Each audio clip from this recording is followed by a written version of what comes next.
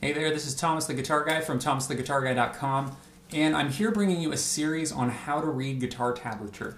So if you're totally new to guitar and you've never played guitar before, you don't really know how to read tab, and you're just looking for sort of a leg up to get started, this series of videos is for you. So tune in, grab your guitar, have a seat, and get ready, because we're going to start rocking real quickly here.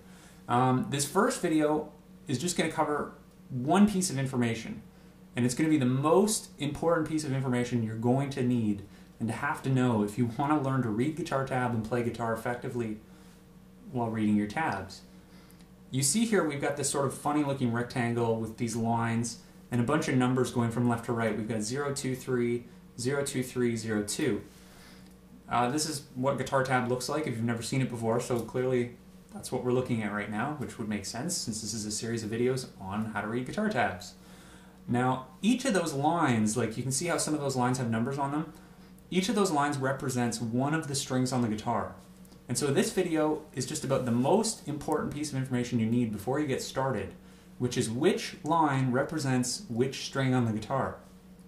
Okay, so if you look down at your guitar, you're going to see, if you're holding your guitar properly, of course, the thickest string is going to be the one closest to your head. Now, on the page that we're looking at here, the string that is closest to your head is the line that's at the bottom of the page. Most people expect that it's going to be the line that's at the top of the page, but it isn't. You see that 0, 2, 3 in the bottom left corner there?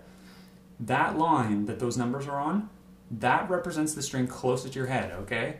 So you might imagine yourself almost upside down on the page as you're learning to read this, but this is the most crucial piece of information before we get started.